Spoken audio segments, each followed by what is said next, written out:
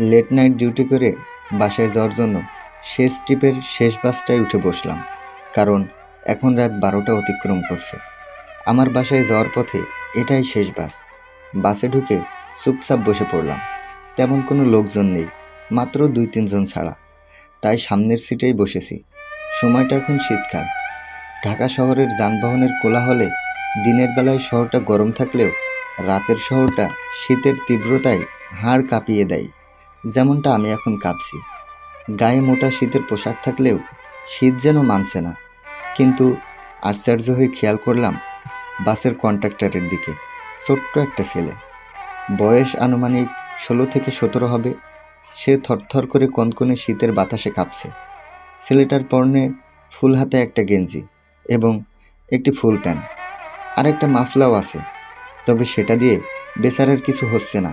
আমি ভাবছি, ছেলেটার কি এমন অবস্থা যে মোটা একটা জামা কেনার পর্যন্ত সামর্থ্য নেই তার। রাস্তা ফাঁকা থাকায় ড্রাইভারকে আর হেল্প করতে হবে না বলে ছেলেটা বাসের ভিতরে এসে আমার সামনের সিটেই বসলো আর জোরে জোরে হাত দুটো এক করে ঘষতে লাগলো। বুঝলাম শীতের তীব্রতায় ওর হাত দুটো বরফ হয়ে গিয়েছে। তবে আমার মনে ওকে নিয়ে অনেক প্রশ্ন, তাই নিজেকে আটকিয়ে না রেখে ওকে জিজ্ঞেস করি, তোর নাম কি? ও বলল, আমার নাম রুবেল। আমি বললাম, এত শীতের মধ্যে এই পাতলা গেঞ্জিটা পরে আছিস কেন? মোটা জামা নাই? ছেলেটা মাথা নিচু করে মুচকে একটা হাসি দিয়ে বলল, আছে স্যার, তবে হেডা বাসায় ছোট বুন্ডারে দিয়ে আইছি। ও অনেক অসুস্থ, তাই। ওর কথা শুনে আমি স্তব্ধ হয়ে গেলাম। এইটুকু ছেলের মধ্যে এত বড় মানবতা লুকিয়ে আছে। আজকাল ভাই বোনের সম্পর্ক যেন ঠুনকো, সামান্য ব্যাপারে সম্পর্ক শেষ। আর এইটুকু ছেলে নিজের কষ্ট দিয়ে বোনের কথা ভাবছে। আমি ওকে আবার জিজ্ঞেস করলাম, তোর বোন ছাড়া আর কেউ নাই? ও বলল, মা আছে, তই সেও অনেক অসুস্থ। বাপে আর একটা বিয়া কইরা চইল্লা গেছে।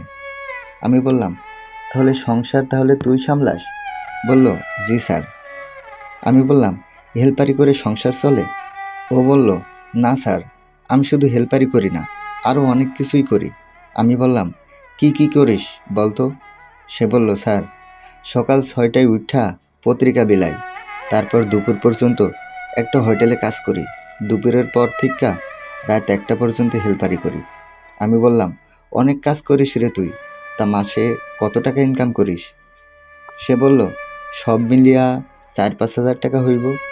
আমি বললাম, চলে তোর এই অল্প টাকায়? ও বলল, স্যার, আপনার কাছে এটা অল্প হইলেও আমগো কাছে এটা অনেক। কষ্ট হইলেও চালাইনি, আল্লাহ আমাদেরকে ভালো রাখছে। বাসের অল্প আলোতে ছেলেটার দিকে কিছুক্ষণ তাকিয়ে রইলাম। বাস্তবতা যেন ওর কাছে হার মেনেছে। এত কষ্ট করে বেঁচে থেকেও বলে বেড়াচ্ছে ও কত ভালো আছে। আর আমরা এর চেয়েও বেশি টাকা ইনকাম করে এর চেয়েও ভালো অবস্থায় থেকে বলি আমি ভালো নেই, আমার আরও সুখ চাই, আমার আরও বিলাসিতা চাই। আমাদের এত চাহিদার জন্যই আমরা আজ ভালো থেকেও ভালো নেই। অথচ এই ছেলেটা এত কষ্ট থেকেও ও কত ভালো আছে। আমিও তাদের দলে ছিলাম যারা ভাবতো আমি ভালো নেই, আমার আরও চাই, আমার আরও বেশি সুখ চাই। কখনো মন থেকে মনেই হয়নি, আরে আমি তো অনেক ভালো আছি, অন্তত এই ছেলেটার থেকে অনেক বেশি ভালো আছি। আল্লাহ আমাকে অনেক ভালো রাখছে। সামান্য কিছু কষ্ট আর পারিবারিক চাপ থাকায় মনে হতো আমি ভালো নেই, কিন্তু আজ মনে হচ্ছে আমি সত্যি অনেক ভালো আছি, অনেক বেশি ভালো আছি। রুবেলের জায়গায় আমি থাকলে হয়তো কবেই হেরে যেতাম। হয়তো স্বার্থপর হয়ে বোনকে মোটা শীতের কাপড় না দিয়ে নিজেই মোটা কাপড় পরে কাজ করতাম।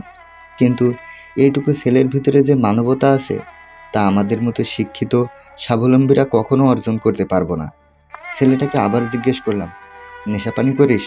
সে বলল, স্যার, মা আর বোনের বাঁচাইতে এত ব্যস্ত যে এসবের কথা কখনো মাথায় আসে নাই। আর এইগুলো তো খারাপ। আমি বললাম, তাহলে এই নে 500 টাকা, নিজের জন্য একটা শীতের জামা কিনে নিস। তুই যদি অসুস্থ হয়ে পড়িস তাহলে তোর পরিবারকে কে দেখবে বল? কিনবি তো জামা? ছেলেটা অবাক হয়ে টাকাটার দিকে তাকিয়ে রইল। বলল, অনেক দিন পর 500 টাকার নোট দেখলাম স্যার, তাও আবার নিজের। কিনবো স্যার, অবশ্যই কিনবো। মায়ের জন্যও একটা কিনুন, অনেক খুশি হইব মাই। আপনারও অসংখ্য ধন্যবাদ স্যার। ছেলেটা খুব খুশি হলো। ওর চেয়ে বেশি খুশি হলাম আমি, কারণ ছেলেটা এখনও মা আর বোনের কথাই ভাবছে। সত্যিই আমরা আসলেই সবাই অনেক ভালো আছি নিজের জায়গা থেকে। অন্তত রুবেলের থেকেও আমরা ভালো আছি।